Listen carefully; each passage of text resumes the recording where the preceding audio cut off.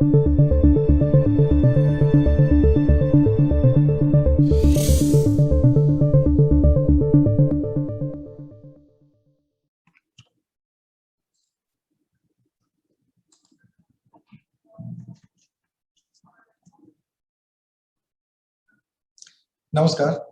आज के इस वीडियो में हम लोग देखेंगे chapter 9 conditional and iterative statement in Python.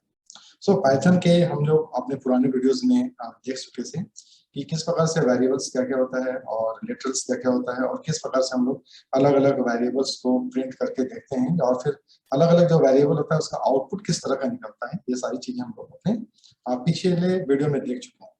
आज के इस वीडियो में हम लोग मेन फोकस करेंगे कंडीशनल और इटरेटिव स्टेटमेंट्स क्या है और ये कैसे काम करता है। तो हमारे पास तीन तरह का कंडीशन है, जैसा एक होता है सीक्वेंस, एक होता है सिलेक्शन और एक होता है इटरेशन। तो सीक्वेंस क्या होता है, वो वन बाय वन स्टेटमेंट को एग्जीक्यूट करता चला जाता है वन बाय वन, तो उसको हम लोग सीक्वेंस बोलते हैं। ठीक है।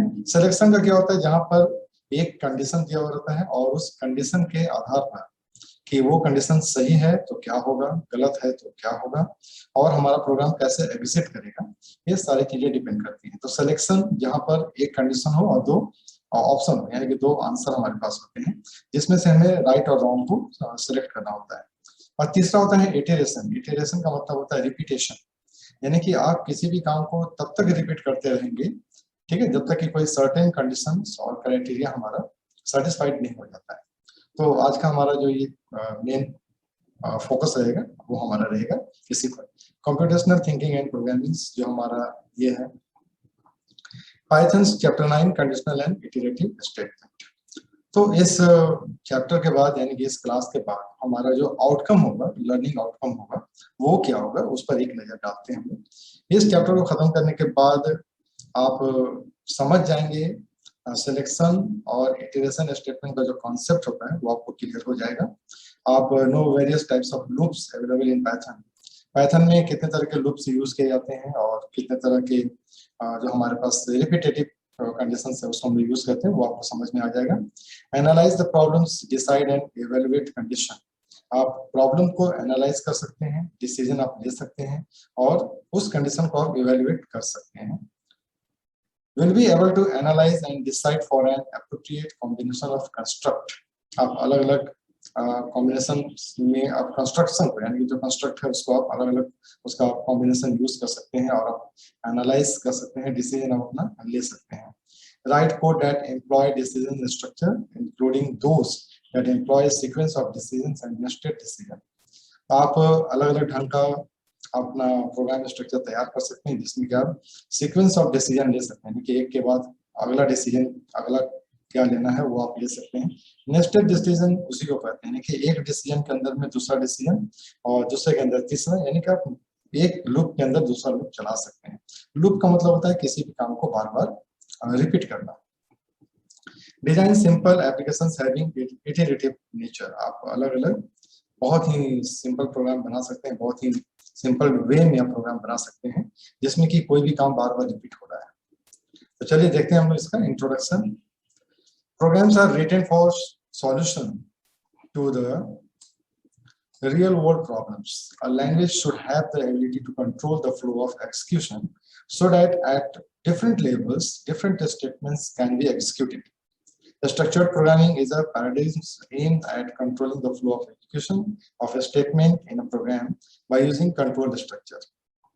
तो आप जो भी प्रोग्राम लिखते हैं, रियल वर्ल्ड प्रोग्राम लिखते हैं, उस सब में ये एबिलिटी होनी चाहिए, क्षमता होनी चाहिए जो कि एग्जीक्यूशन को फ्लो कर सके अलग अलग इंटरवल पर, ठीक है, अलग अलग स्टेटमेंट के लिए।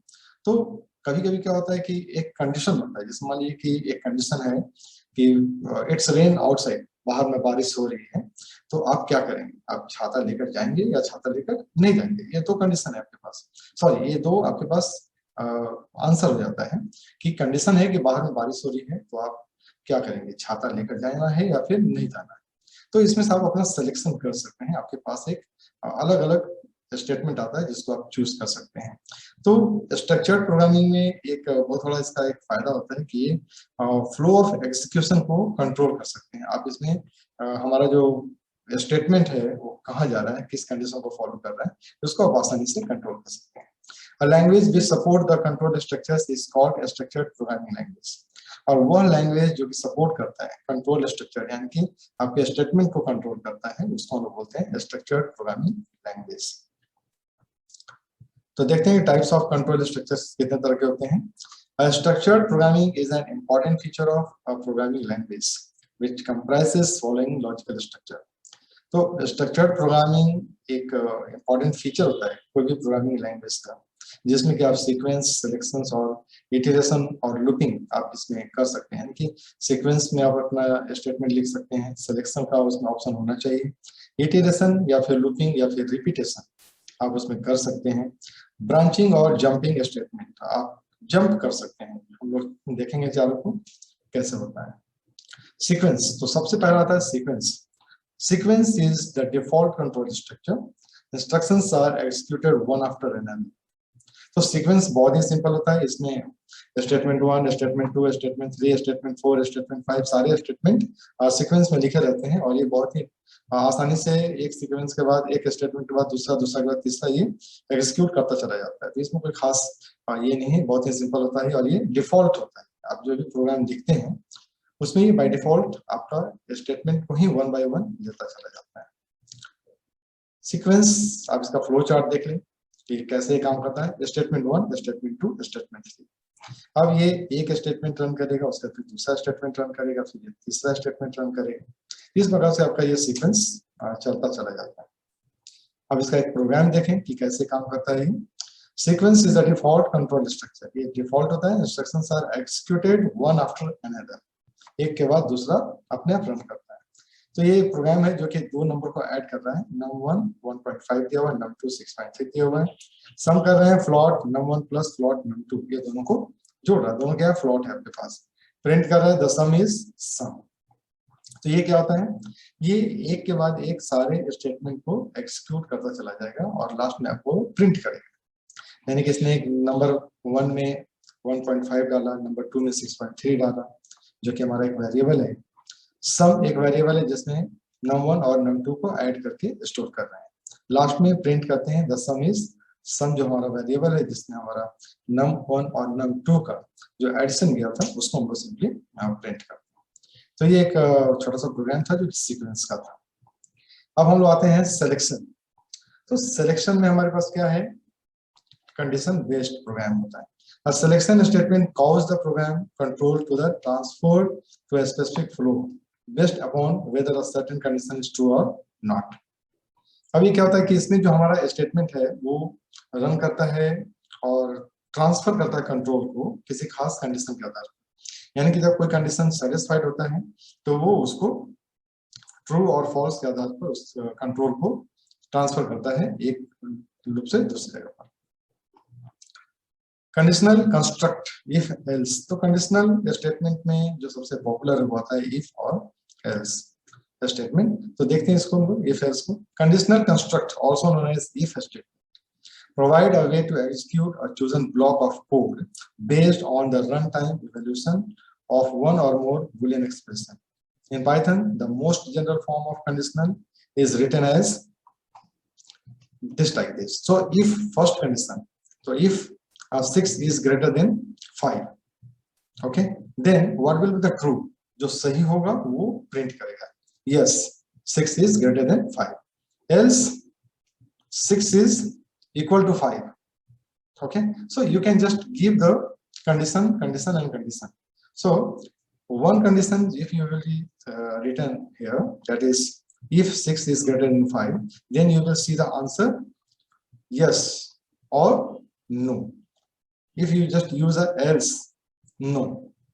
If 6 is greater than 5, yes, then a statement will be yes 6 is greater than 5, else no 6 is not greater than 5. So this is the statement, and one condition is given here, that is 6 is greater than 5. So this is a condition based, that is called if and else. अगर ऐसा है तो ये करना है और नहीं है तो ये करना है। Now conditional struct if else, इसका फ्लो चार्ट देखते हैं कि कैसे ये काम करता है। सो आप देख रहे हैं यहाँ पर कंडीशन, जो कंडीशन आपका दिया हुआ है यहाँ पे, ये कंडीशन है। इस कंडीशन का दो ही आंसर हो सकता है, या तो ये ट्रू होगा या तो फिर ये फॉल्स होगा। अगर ये ट्रू होता है तो स्टेटमेंट 1 एक्सिक्यूट करेगा, फिर स्टेटमेंट 2 एक्सिक्यूट करेगा। अगर ये फॉल्स होता है तो स्टेटमेंट 1 एक्सिक्यूट करेगा और ये 2 स्टेटमेंट करेगा। तो अगर ये ट्रू होता है तो ये मेन बॉडी कंस्ट्रक्ट होता है, यानी कि आपका इफ के बाद में आपका स्टेटमेंट आएगा जो ट्रू होता है।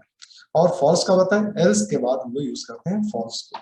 तो जब भी हम लोग कंडीशनल स्टेटमेंट लिखते हैं इफ एल्स, तो इफ के बाद जो ट्रू स्टेटमेंट है उसको लिखते हैं, एल्स के बाद फॉल्स स्टेटमेंट को लिखते हैं।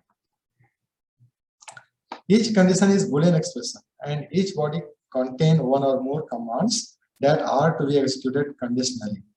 If the first condition succeed, the first body will be executed. अगर पहला कंडीशन सेटिस्फाइड करेगा तो पहला आपका स्टेटमेंट एक्सिक्यूट करेगा, अदरवाइज आपका एल्स पार्ट का स्टेटमेंट एक्सिक्यूट करेगा। If the first conditions fail, then the process continue in similar manner with the evaluation of the second condition. The execution of this overall construct will cause precisely one of the bodies to be executed. अब इसमें एक न एक आपका execute करना है। अगर condition सही है तो ट्रू चलेगा, अगर कंडीशन फॉल्स है तो एल्स पार्ट चलेगा। So there may be any number of if else clauses you can use in your program. So आप उसमें कितने भी आप चाहें तो आप उसमें यूज कर सकते हैं। else जो होता है वो ऑप्शनल होता है, आप चाहे उसको यूज करें या ना यूज करें। चलिए इसका एक प्रोग्राम देखते हैं हम लोग। So definition if example a is equal to 5, if a is less than 10, then true statement print 5 is less than 10. Statement after if statement, तो ये क्या है आपके पास कि अगर a जो है वो छोटा है 10 से, ठीक है, तो एक स्टेटमेंट आएगा 5 is less than 10, ठीक है। तो ये हमारा एक सिंगल स्टेटमेंट है जिसमें else यूज नहीं किया गया है। इसका आउटपुट किस तरह से आएगा? Yes, 5 is less than 10 statement after if statement is there. So इसमें एल्स आपका हटा दिया गया है। क्यों? क्योंकि हम लोगों ने देख रखा है कि एल्स जो आपका होता है वो ऑप्शनल होता है, आप एल्स यूज करें या ना यूज करें, आपकी मर्जी है। तो एल्स के बगैर आपका ये स्टेटमेंट बहुत ही सिंपली काम कर गया। नाउ इसका जो और एक एग्जांपल है वो हम लोग देखते हैं एल्स के साथ में कि हम लोग एल्स यूज करेंगे तो क्या होगा। Age is equal to 15 if age greater than equal to 18 है ना, एलिजिबल फॉर वोटिंग प्रिंट करेगा। अगर आपने एज इनपुट करवाया है 15 और अगर ये एज 15 जो भी आपने एज इनपुट करवाया है अगर वो 18 से बड़ा है या बराबर है, then it will print eligible for voting, else print not eligible for voting, ठीक है। तो अगर एज आपका जो भी आपने इनपुट करवाया है अगर वो 18 से बड़ा होगा तो फर्स्ट स्टेटमेंट प्रिंट करेगा eligible for voting, otherwise second statement print करेगा नॉट एलिजिबल फॉर वोटिंग। तो इस कंडीशन में, इस क्वेश्चन में आपका जो आंसर होगा वो क्या होगा? Not eligible for voting. क्यों? क्योंकि हमारा जो एज है, एज का वैल्यू है 15 और 15 जो है वो 18 से छोटा है, ठीक है। इसमें हमें ध्यान ये रखना है कि इफ क्लॉज के बाद में हमें कॉलन जरूर देना है, ठीक है। तो कॉलन इज मस्ट हियर, सो इसको हमें भूलना नहीं। तो हम लोगों ने देखा कि एल्स के साथ में और विदाउट एल्स दोनों हम लोगों ने कंडीशन को चेक कर लिया। अब हम लोग देखते हैं इफ एल्स को। Age is greater than 27, if age greater than equal to 60 print senior discount, else if 18 less than equal to age less than 60 no discount, else print junior discount, okay। so ये तीन condition यहाँ पर आपका आगे दो condition यहाँ पर आया हुआ है। एक तो आपका है कि एज जो है वो 60 से बड़ा या बराबर है तो आपका सीनियर डिस्काउंट मिलेगा, ठीक है। और दूसरा दिया हुआ क्या कि एज अगर आपका 18 इज लेस देन एज, जो आपने एज डाला है, जैसे हमने डाला था 27, तो अगर 18 जो है 27 से छोटा है एंड 18 इज लेस देन 60 और 60 से भी छोटा है, तब क्या होगा? उसको कोई डिस्काउंट नहीं मिलेगा, ठीक है। और अगर वो आपका 18 से बड़ा है और 16 से छोटा है तो उसको जूनियर डिस्काउंट मिलेगा। तो इस तरह से क्या होता है कि हमने यहाँ पर डाला था 27 और 27 जो आपका है वो क्या है? 18 is less than age, age से आपका अगर छोटा है तो 27 हमारा ये नहीं है, और 18 इज लेस देन 60, ठीक है। तो ये हमारा जो आपके पास आएगा वो आएगा नो डिस्काउंट, यानी कि इस जगह पर हमारा जो कंडीशन है वो सेटिस्फाइड हो जाता है, तो वो आपका आता है नो डिस्काउंट। अगर हमारा एज भी अगर लेस देन है 60 से तो नो डिस्काउंट है, और अगर आप इस क्राइटेरिया को फुलफिल करते हैं तो आपको बस जूनियर डिस्काउंट आपको मिलेगा। इसका मतलब क्या हो गया कि अगर आप 18 से नीचे हो जाते हैं तो आपको डिस्काउंट वहां पर मिलता है। तो इस तरह से आपके पास एक दो आपके पास आउटपुट आया हुआ था। तो इस तरह से हम लोगों ने देखा कि इफ और एल्स स्टेटमेंट जो है वो कंडीशन पर, यानी कि मल्टीपल कंडीशन पर काम करता है, और इसमें हम लोग मल्टीपल कंडीशन पर काम कर सकते हैं, ठीक है। और इसमें हम लोग जो एल्स पार्ट होता है वो हमारा ऑप्शनल होता है, आप चाहें तो उसको यूज कर सकते हैं और आप चाहें तो यूज नहीं भी कर सकते, लेकिन अगर आप इफ एल्स यूज कर रहे हैं तो आपको वहां पर यूज करना है। तो इस स्टेटमेंट के बाद में, इफ कंस्ट्रक्ट के बाद में आपके लिए कुछ क्वेश्चंस आपके लिए आ गए हैं जो आपको बना के चेक करना है, जैसे कि write a Python program that read a value of n, n का वैल्यू वो रीड करेगा, आपको एक पाइथन प्रोग्राम लिखना है, and check the number is zero or non zero value, आपको चेक करना है कि क्या वो नंबर जीरो है या फिर नॉन जीरो वैल्यू है। दूसरा प्रोग्राम है आपके पास, write a Python program to find the largest of two number, दो नंबर आपको इनपुट कराने हैं, दो नंबर आपको लेने हैं, और उसमें आपको चेक करने हैं कि ये दो नंबर में से कौन बड़ा है। Write a Python program that reads the number and check the number is positive और नेगेटिव, अगर आपको दो नंबर्स आपको डालने हैं, आप कोई भी नंबर डाल सकते हैं, एक नंबर, और उसको चेक करना है आपको कि अगर ये इट इज पॉजिटिव और negative value. Write a programs to check entered character is vowel और कांस्टेंट, ये भी आपके पास आ जाता है इफ एल्स में, कि अगर आपको चेक करना है कि आपने जो कैरेक्टर डाला है वो वोवेल है या कॉन्सोनेंट, तो आप यहाँ पर इसको चेक कर सकते हैं। जो अगला जो आपके पास क्वेश्चन रहेगा वो है write a Python program to evaluate the student performance, आपको एक स्टूडेंट्स के परफॉर्मेंस को इवैल्यूएट करना है, जिसके लिए आपके पास कंडीशन दिया हुआ है। कंडीशन क्या दिया हुआ है, if percentage is 90 greater than equal to 90 then excellent, अगर आपका जो परसेंटेज है बच्चे का, स्टूडेंट का जो परफॉर्मेंस परसेंटेज है, अगर वो 80 से बड़ा या बराबर है तो वेरी गुड होगा, और 70 से बड़ा या बराबर है तो गुड होगा, और 60 से बड़ा या बराबर है तो एवरेज परफॉर्मेंस होगा। तो ये आपके पास कंडीशन दिया हुआ है, इसके आधार पर आपको एक प्रोग्राम लिखना है जो कि उसके परफॉर्मेंस को शो करेगा। एल्स, और अगर मान लीजिए कि 60 से नीचे है तो उसका पुअर परफॉर्मेंस शो करेगा। अगला जो क्वेश्चन था इसमें, write a Python program to find largest of three number, तीन नंबर आपको इनपुट कराने हैं, इसमें से जो लार्जेस्ट आपको प्रिंट करने हैं, और तीन नंबर आपको इनपुट कराने हैं, उसमें से स्मॉलेस्ट आपको प्रिंट करने हैं। अगला जो क्वेश्चन आपके पास होगा बनाने के लिए, आप बना सकते हैं इसमें, write a Python program to check whether number is even और ऑड, इवन और ऑड नंबर आपको चेक करने हैं। अगर कोई भी आपने नंबर लिया है तो आपको बताना है कि ये नंबर इवन है या फिर ऑड है, और इवन और ऑड के लिए क्या करना पड़ता है, उस नंबर को आपको डिवाइड करना होगा 2 से, अगर वो 2 से पूरी तरह से डिवाइड हो जाता है तो वो इवन होगा, और अगर उसका रिमाइंडर 1 आ रहा है तो वो ऑड होगा। इस तरह से आप पहले से मालूम होना चाहिए, बहुत ही कॉमन है ये। So write a Python program to check a year for leap year, आपको एक ईयर डालना है और उसको चेक करना है कि लीप ईयर है या नहीं है। लीप ईयर ऐसा ईयर होता है जो कि आपका हर 5 साल पर आता है एक बार, तो आप उसको आप उसको आसानी से उसको पता कर सकते हैं। तो लीप ईयर के लिए आप ईयर को आप 4 से डिवाइड कीजिए, 4 से डिवाइड करने पर वो आपको अगर 0 आता है तो आपके पास आंसर आ जाएगा कि वो लीप ईयर है। A company insures its drivers in following case: if the driver is married, if the driver is unmarried, male and above 30 year of age, if the driver is unmarried, female and above 25 year of age। एक ensure करना है अपने अपने drivers को जिसके पास condition दिया हुआ है, तो आपको इसका प्रोग्राम लिखना है।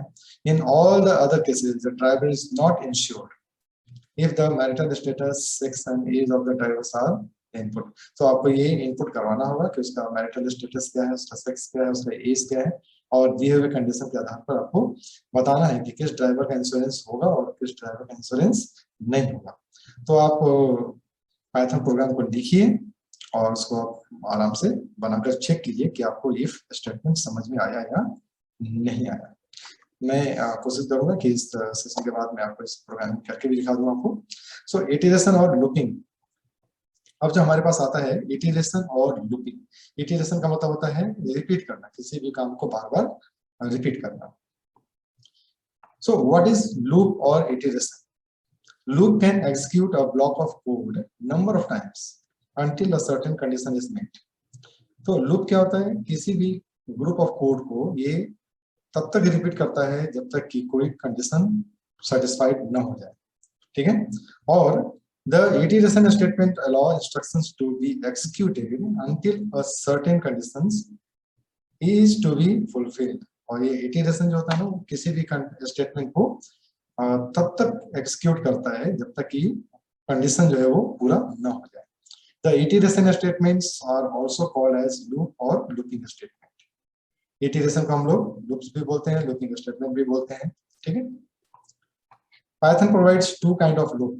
पाइथन में दो तरह के लूप दिए जाते हैं, एक होता है व्हाइल लूप और दूसरा होता है फॉर लूप। व्हाइल लूप क्या है? A while loop allows general repetition based upon the repeated testing of a Boolean condition. ठीक है। The syntax for a while loop is given here. While condition body, यानी कि while condition के बाद आपको colon लगाना है। So where loop body contains the single statement or set of statement or an empty statement. ठीक है। तो while के बाद हमें भूलना नहीं है colon लगाने के लिए, उसके बाद आप उसमें अपना कंडीशन दे सकते हैं। The loop iterates while the expression evaluate to true। तो वो तब तक रिपीट होता रहेगा जब तक कि आपका जो कंडीशन है वो आपका ट्रू ना हो जाता है। While expression become false, the loop terminate। और जैसे ही आपका एक्सप्रेशन फॉल्स होता है, गलत होता है, वो लूप अपने आप बाहर चला जाएगा। चलिए इसका एक प्रोग्राम देखते हैं हम लोग। I is 1, I का वैल्यू है 1 है, और हम लोग क्या करने जा रहे हैं? while लूप से नेचुरल नंबर जनरेट कर रहे हैं। नेचुरल नंबर हम लोग प्रिंट करेंगे, ठीक है, और देखेंगे कैसे होता है। तो एक पहला नंबर हम लोगों ने दिया i is equal to 1। n में इनपुट करवाते हैं, integer input enter the limit, यानी कि आप कितने नंबर तक आप चाहते हैं नेचुरल नंबर प्रिंट करना, ठीक है। तो मैंने यहाँ पे एग्जांपल में डाला है 5, और अब देखते हैं क्या, while i less than equal to 5, और तब तक ये लूप चलेगा जब तक कि i का वैल्यू n से छोटा या फिर बराबर न हो जाए। प्रिंट i, तो पहली बार ये प्रिंट करेगा 1, चूंकि 1 है i का वैल्यू, और i का वैल्यू प्रिंट करने के बाद 1 से इंक्रीज करेगा। इसका मतलब क्या होता है? i is equal to i plus 1, यानी कि i का वैल्यू 1 से बढ़ जाएगा, यानी कि अब क्या हो जाएगा, ये 2 हो जाएगा। फिर ये 2 क्या होता है, फिर चेक करता है 2 आपका n से छोटा या बराबर है, यस 5 से ये छोटा है। फिर ये 2 को प्रिंट करेगा, और फिर अगले स्टेटमेंट में 2 में 1 ऐड करेगा, और ये काम जो है, ये लूप जो है चलता रहेगा कब तक? जब तक कि i का वैल्यू 5 के बराबर ना हो जाए। तो जैसे ही वो i का वैल्यू 5 के बराबर होगा, वो लूप आपका टर्मिनेट कर जाएगा। इस जगह पे देखेंगे इसका आउटपुट, मैंने इनपुट किया था 5, 1 2 3 4 5। तो आप इस स्टेटमेंट को लिख करके एग्जीक्यूट करवा सकते हैं, रन करवा सकते हैं। अगला हम लोग एक देखते हैं example, calculating sum of natural number. Sum of natural number, यानी कि आपको एक नेचुरल नंबर आपको ले लेना है, ठीक है। तो हम लोगों ने क्या किया, सम 1 इज इक्वल टू 0 लिया है, काउंट इक्वल टू 1 ले लिया है। व्हाइल काउंट लेस देन 10, 10 एक हमारा मैक्सिमम लिमिट है, ठीक है, और काउंट हमारा 1 है। ये काउंट कब तक चलेगा? जब तक कि वो 10 से नीचे ना रहे, यानी कि 9 तक वो चलेगा। Sum is equal to sum 1 is equal to sum 1 plus count, और इसमें काउंट को वो ऐड करेगा। सम का वैल्यू शुरू में 0 है, तो 0 में आपका काउंट का जो वैल्यू है वो ऐड हो जाएगा। तो शुरू में वैल्यू कितना 1 है, तो वो 1 ऐड हो जाएगा, और काउंट का वैल्यू जो है वो 1 से बढ़ जाएगा, ठीक है। अगले स्टेटमेंट में 1 से बढ़ जाएगा। प्रिंट करते हैं काउंट, काउंट को प्रिंट करेगा, और सम 1 को प्रिंट करेगा आपके लूप के बाद, यानी कि लूप जब खत्म हो जाएगा तो आपको ये दोनों को प्रिंट करेगा। तो आप यहाँ पे देखिए इसका आंसर क्या है, काउंट कितना होगा, 10 हमारा काउंट हो गया, और प्रिंट कितना है, 45 हमारा प्रिंट हो गया। ये सम हो गया। तो ये हमारा जो सम आया वो क्या हो गया, सारे काउंट्स आपके जो है वो ऐड होते चले गए 1 to 10, ये आपका ऐड होता चला गया, ठीक है। और ये वैल्यू आपको ऐड होकर के डिस्प्ले होता है। अगला एक देख लीजिए, हमारे पास प्रोग्राम है एक फिबोनाची सीरीज के लिए। फिबोनाची नंबर को आपको प्रिंट करना है, ठीक है। तो फिबोनाची नंबर क्या होता है? फिबोनाची नंबर एक ऐसा नंबर होता है जिसमें पहला दूसरा, यानी कि जो तीसरा वैल्यू होता है ना, वो पहले और दूसरे का सम होता है, ठीक है। और जो चौथा वैल्यू होगा वो क्या हो जाएगा, अपने उस चौथा जो है वो दूसरा और तीसरे का सम हो जाता है। पांचवा वैल्यू क्या होगा, तीसरा और चौथे का सम हो जाएगा, इसको हम बोलते हैं फाइबोनाची सीरीज। इसमें लेंथ ले लिया गया है मैक्सिमम 10 का ले लिया गया है, दो वैल्यू जो होता है फर्स्ट का वो x 0 है, y 1 है और इटरेशन 0 है। If length less than equal to 0, ठीक है, और इफ एल्स प्रिंट करना है हमें कि please provide a number greater than 0, आपको यहाँ पर देना पड़ेगा कि आपको कितने का फाइबोनाची नंबर चाहिए। अगर हमारा लेंथ 1 के बराबर है तो this Fibonacci sequence has 0 element, यानी इसमें कुछ होगा नहीं, प्रिंट x हो जाएगा। This Fibonacci sequence has number of element is given here. तो इसमें आपको फोकस ज्यादा मत कीजिए, आप यहाँ पर देखिए कि आपके पास जो x का वैल्यू है वो 0 है, y का वैल्यू 1 है, iteration 0, while iteration less than length, length हमारा है 10, और ये लूप कब तक चलेगा, जब तक कि आपका लेंथ के बराबर ना हो जाता है, यानी कि इटरेशन जो है 0 जो है ना वो आपका लेंथ के बराबर यानी कि 10 के बराबर ना हो जाए। प्रिंट क्या करना है x, ठीक है, एंड इक्वल टू, तो ये क्या करता है x प्रिंट करेगा, उसके बाद z is equal to x plus y. अब z एक वैल्यू ले लिया गया है, वेरिएबल दिया गया है जिसमें x और y को ऐड करके डाला गया, ठीक है। तो अब अगला क्या प्रिंट करेगा वो देखते हैं। अब क्या करना है, ऐड करने के बाद x का वैल्यू में y के वैल्यू को डालना है और y के वैल्यू में z के वैल्यू को डालना है, ठीक है, इटरेशन वो एक बढ़ा देना है, ठीक है। तो अब ये क्या करेगा, जब प्रिंट करता है ये प्रिंट करेगा आपके पास x का वैल्यू को ये प्रिंट करता चला जाएगा, ठीक है, यानी कि जो z हमारा यहाँ पर प्रिंट होगा वो क्या करता है, z वो आपके लास्ट ये नंबर को दिखाता चला जाएगा, यानी कि सम को वो दिखाता चला जाएगा। तो आप इस तरह से देख सकते हैं फाइबोनाची सीरीज में क्या होता है, 0 1 ये हो गया x, हो गया y, और ये 1 जो है वो आपका z होगा, z means x plus y का सम, ठीक है। अगली बार में क्या होगा, अगली बार में जब उसका इटरेशन बढ़ेगा ना जो आपके पास है रिपीटेशन का, तब ये क्या हो जाएगा, ये x हो जाएगा, ये y हो जाएगा और ये आपका हो जाएगा z। अगली बार में ये z है, ये आपके पास y है और ये x है। इस तरह से फाइबोनाची सीरीज बनता है। व्हाइल लूप अगर समझ में बहुत ही आसान है, ये अगर मतलब अच्छी तरह से समझ में आ गया तो आप इसको क्लास वर्क कर सकते हैं। और व्हाइल लूप को लेकर write a Python program to print the natural number up to n, write a Python program to print even number up to n, write a Python program to print odd number up to n, write a Python program to print sum of natural number up to n। तो आप बहुत सारे programmes हैं, आप उसको बना सकते हैं, बना करके इसको चेक कीजिए कि आपका कॉन्सेप्ट क्लियर हुआ या नहीं हुआ। Write a Python program to print sum of odd numbers up to n, program to print sum of even number up to n, print natural number up to n in reverse order, okay, and print Fibonacci series up to n, and find a factorial of given number। इन सब चीजों को आप check कर सकते हैं। आपके लिए बहुत सारे हॉट प्रोग्राम दिए हुए हैं, आप इसको आराम से अगर इतने प्रोग्राम को आप बना लेते हैं तो जनरली आपका जो कॉन्सेप्ट हो पूरी तरह से क्लियर हो जाता है। तो ये हमारे पास था व्हाइल लूप था। हम लोग देखते हैं loop for loop. So Python's for loop syntax is more convenient alternative to a while loop when iterating through a series of elements. The for loop syntax can be used on any type of iterable structures such as a list, a tuple, a string or a set or a dect or file. So हम इन सब चीजों पर इस पर काम कर सकते हैं। तो for loop और while loop में बेसिक अंतर क्या है? बेसिक अंतर यह है कि व्हाइल में जहां तक हमें कंडीशन का एग्जैक्ट पता नहीं होता कि कब तक चलेगा, ये लूप कब तक चलेगा, जबकि फॉर लूप में क्या होता है कि फिक्स नंबर ऑफ टाइम ये लूप चलती है, ये हमें पता होता है कि कितने टाइम तक हमारा लूप चलेगा, ये हमें अच्छी तरह से मालूम होता है। इसका मतलब क्या हो गया कि for loop is a fixed number of loop, fixed number of repetition, but while loop is a unknown number of times, the repetition is just repeating for unknown number of times। so यहाँ पर हम लोग use किया numbers है और जिसको हम लोगों ने एक लिस्ट बनाया है, for i in numbers print i, यानी कि एक नंबर्स एक लिस्ट बन गया जिसमें 1 2 3 4 5 6 नंबर डाले हुए हैं और हमें प्रिंट करना है आई के वैल्यू को, ठीक है। सो आई इन नंबर्स यानी कि जो नंबर है वो आपका प्रिंट होता चला जाएगा, ठीक है। इस नंबर में जो भी पहले नंबर पर आ रहा है उसको वो प्रिंट करेगा। तो ये होता है प्रिंट आई, ये क्या करेगा, जितने भी नंबर्स हैं उसको वो सिंपली प्रिंट करता है। तो ये प्रोग्राम्स फॉर लूप जो है वो लिस्ट को प्रिंट करके दिखाएगा। Now for loop the range functions return a sequence of numbers starting from 0 by default and increment by 1। तो ये क्या करता है, रेंज फॉर जो होता है ना, वो जो रेंज फंक्शन होता है वो आपका क्या करता है, सीक्वेंस ऑफ नंबर्स को दिखाता है, यानी कि इसका जो स्टार्टिंग होता है वो 0 होता है और इसका जो इंक्रीमेंट होगा वो 1 से बढ़ता चला जाता है। और इसमें आप क्या कर सकते हैं, इसमें एक स्टेप ले सकते हैं, स्टेप मतलब आप जितना का चाह रहे हैं आप इंक्रीमेंट उसमें आप कर सकते हैं। For n in range 3 6, okay, so n का जो वैल्यू होगा 3 और 6 में वो आपको प्रिंट करेगा। x is equal to range 3 6 और n in x print n। तो ये आपके पास दोनों सेम चीज। जनरेटिंग सीरीज ऑफ नंबर्स एक देखते हैं फॉर लूप से कैसे हम लोग सीरीज ऑफ नंबर को जनरेट करते हैं।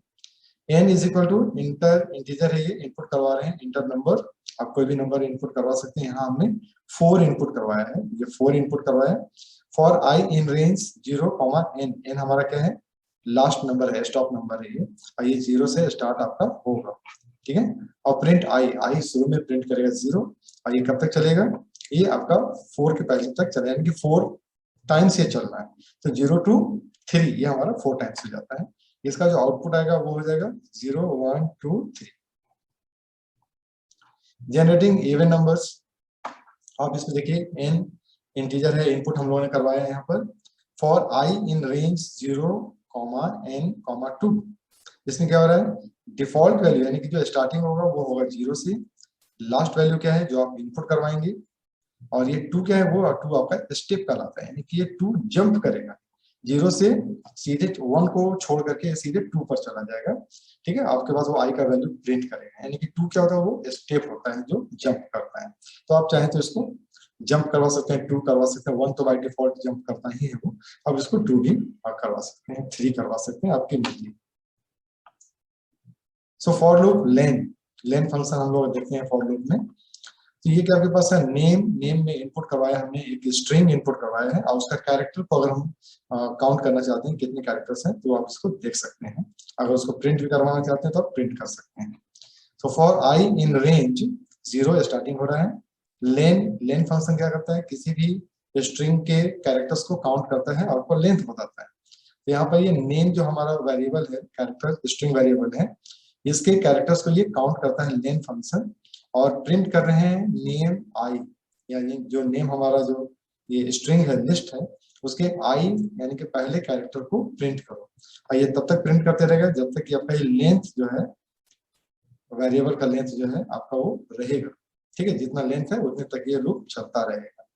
तो यहाँ पर लिखा हुआ है सैनिक, SAINIK, ठीक है, उसका भी अपने आप बंद हो जाता है क्योंकि यहाँ पर उसका लेंथ खत्म हो जाता है। तो लेंथ क्या काउंट करेगा, 1 2 3 4 5 6। तो इसमें क्या होता है, 0 के बाद ये 6 आ जाता है, यानी कि इसका जो एग्जिट पॉइंट है वो 6 है, यानी कि ये 6 टाइम चलेगा, 1 2 3 4 5 6। तो ये 6 टाइम तक कैरेक्टर को प्रिंट करता है। इससे हम लोग क्या कर सकते हैं, कैरेक्टर के लेंथ को भी पता कर सकते हैं। फॉर लूप में एल्स का कैसे यूज करना है वो देखते हैं। So else can be used in for and while loop. The else body will be executed as and when the loop's conditional expression evaluate to false। तो else जो है हम लोग while में भी यूज करते हैं, for में भी यूज करते हैं, और ये कब काम करता है, जब हमारा जो कंडीशनल एक्सप्रेशन होता है वो फॉल्स कर जाता है तब ये काम करता है। जब तक ट्रू है तब तक तो कोई दिक्कत नहीं, आप एल्स लगाएं ना लगाएं कोई फर्क नहीं पड़ता है, लेकिन जैसे ही वो फॉल्स करेगा तो आपको एल्स लगाना पड़ेगा। तो अब यहाँ पर देखिए, फॉर i इन रेंज 0 5, ठीक है, 0 स्टार्टिंग होता है और 5 आपका लास्ट है। Print i else print finally else of the executed, ठीक है। तो ये क्या करेगा, प्रिंट करेगा 0 to 4 तक, यानी कि 5 डिजिट प्रिंट करेगा ये, तो 4 तक प्रिंट करेगा। उसके बाद आपको क्या दिखाएगा, ये finally else for the executed, यानी कि आपका लूप जो है वो एग्जीक्यूट कर मतलब हो चुका है, ठीक है। फॉर लूप प्रोग्राम, अब फॉर लूप समझ में आ गया हमें, तो आप इसका देखिए कि इसके आप छोटे छोटे प्रोग्राम्स हैं जो आप बना सकते हैं। होमवर्क में बनाइए, क्लास वर्क में बनाइए, जैसे बनाइए आप। सो बिलो एवरेज प्रोग्राम, ये छोटे छोटे प्रोग्राम है, आप आसानी से बना सकते हैं, ठीक है। Write a Python program to print the natural number up to n, आसानी से बन जाएगा। Print even number up to n, print odd number up to n, print 1 2 4 8 16 32, यानी कि n टू द पावर 2, ये आपको निकालना है। Print sum the given sequence, यानी कि एक सीक्वेंस दिया हुआ है उसका आपको सम निकालना है, बहुत ही आसान है। Write a Python program to compute the cosine series, इस कोसाइन सीरीज को आपको निकालना, ये एवरेज प्रोग्राम आ गया आपके पास। Write a short programs to check whether the square root of number is prime or not, यानी कि आपको नंबर डालना है, उसको चेक करना है कि स्क्वायर रूट ऑफ नंबर जो है वो प्राइम नंबर है या नहीं। पाइथन प्रोग्राम आपको प्रोड्यूस करना है ABC, इस तरह का डिजाइन आपको प्रिंट करना है। अगला जो आपके पास है प्रोग्राम, वो आपको इस तरह का डिजाइन प्रिंट करना है, AB, ABC, ABCD, आप इसको बनाइए। इसमें आपको जो वैल्यू डालना है वो 5 डालना है। 10th है, इसी को आपको रिवर्स कर देना है, ठीक है। इसमें कैरेक्टर ना आकर आपके पास नंबर आ गया है, तो आपको नंबर प्रिंट करना है, इसमें भी आपके पास नंबर ही है। तो इस तरह से आप जो प्रोग्राम हमारा जो एवरेज प्रोग्राम, ये बहुत ही सिंपल प्रोग्राम है, आप इसको बना सकते हैं। अगले वीडियो में इन सभी प्रोग्राम्स का मैं आपको सॉल्यूशन भी दूंगा, करके दिखाऊंगा कि ये प्रोग्राम्स आपका कैसे बना है, तब तक आप इसको बनाकर ट्राई कर सकते हैं। अगला आता है हमारे पास में ब्रांचिंग और जंपिंग स्टेटमेंट। तो Python has an unconditional branching statement, और ये दो तरह का होता है, एक होता है ब्रेक और दूसरा होता है कंटिन्यू, ठीक है।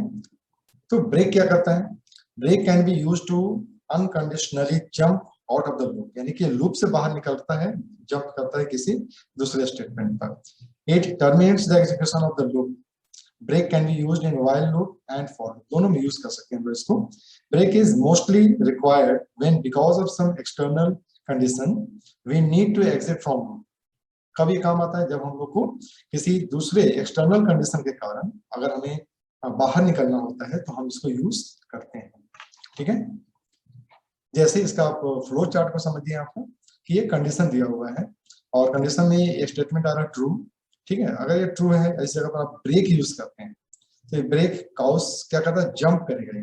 ये जंप कर रहा है किधर से, ये आपके पास चला गया, ये जंप किया दूसरे स्टेटमेंट पर, ठीक है। फिर वहां से आता है और फिर चेक करता है।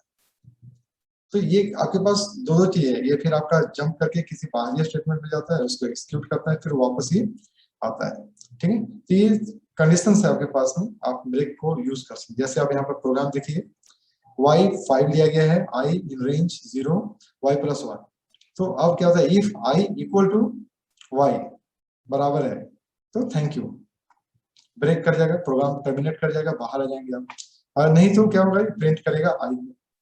तो अगर ये i जो है y के बराबर नहीं है, तो दिखाते रहना है, वैल्यू को दिखाएगा ये। i हो गया 1 2 3 4, और जैसे ही आपका ये बराबर हो जाता है, इक्वल टू हो जाएगा, ये ऑटोमेटिक आपका थैंक यू करके बाहर आ जाएगा, मतलब कि प्रोग्राम खत्म हो गया। तो ब्रेक क्या करता है, ब्रेक आपका एंड ऑफ प्रोग्राम का भी काम करता है, इनको टर्मिनेट करने का काम भी करता है। कंटिन्यू क्या करेगा, the continue statement in Python returns the control to the beginning of the while loop, ये वापस शुरुआत में ले आता है। The continue statement reject all the remaining statement in the current iteration of the loop and moves the control back to the loop top of the loop. तो ये क्या करता है कि बाकी सारे को सस्पेंड करेगा, रिजेक्ट करेगा, और वापस फिर स्टार्टिंग पॉइंट पर आ जाता है जहां से वो चला था। The continue statement can be used in both, दोनों में हम लोग यूज करते हैं, व्हाइल में भी यूज करते हैं और फॉर लूप में भी यूज करते हैं। लूप है, ये कंडीशन है, फॉल्स होगा तो आपका इधर आता है, ये स्टॉप कर जाएगा। ट्रू है स्टेटमेंट 1, कंटिन्यू, ये वापस चला जाता है फिर कंडीशन को चेक करने के लिए, ठीक है। और ये तब तक कंडीशन को चेक करते रहेगा जब तक कि आपका ये फॉल्स ना हो जाए, जैसे ही फॉल्स करेगा ये आपका फिर बाहर आता है।